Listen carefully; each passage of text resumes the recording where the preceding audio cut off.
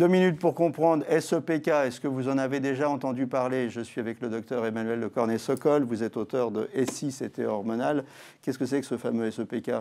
C'est le syndrome des ovaires polykystiques. Alors en fait, c'est très fréquent. Je suis sûre qu'autour de vous, vous connaissez plusieurs femmes qui ont ce syndrome, parce que cela touche à peu près 10% des femmes. Je ne connais pas beaucoup de femmes. Moi. Je ne veux pas d'ennui avec ma femme. Je ne connais pas de femmes. Alors qu'est-ce que c'est? En général, ça apparaît dès l'adolescence ou chez la femme jeune. On se rend compte de plusieurs choses. La première, c'est qu'on peut avoir des règles qui ne sont pas bien régulières tous les mois. On a des règles tous les 2 mois, 3 mois, 6 mois.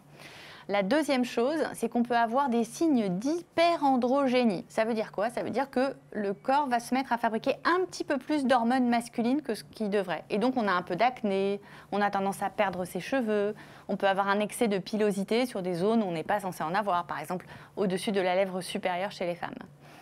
Donc, ces signes-là font qu'on peut aller voir son médecin, faire des examens, et effectivement, à l'échographie, parfois, on peut constater que les ovaires, ils vont être, on appelle ça polykystiques. En fait, ce ne sont pas vraiment des kystes. C'est qu'il y a beaucoup trop de follicules, il y a beaucoup trop d'ovocytes qui sont en train de mûrir en même temps. Et c'est ça qui va entraîner ces symptômes. Alors, grave, pas grave. Gênant?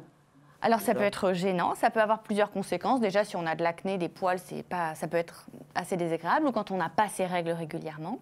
Parfois, ça peut être lié aussi à un surpoids. Donc, le fait de perdre du poids, de rééquilibrer son alimentation, de faire du sport, ça peut améliorer les choses. Et puis, la plupart du temps, la fertilité est bonne. On n'a pas de problème pour être enceinte. Mais dans d'autres cas, si on n'ovule pas tous les mois et qu'on souhaite avoir une grossesse, ça peut être plus difficile. Donc parfois, c'est par ce biais-là qu'on peut aller voir son médecin. Voilà, dans tous les cas, si vous avez ce type de problème, il faut aller consulter. On ne le dira jamais assez. Consultez.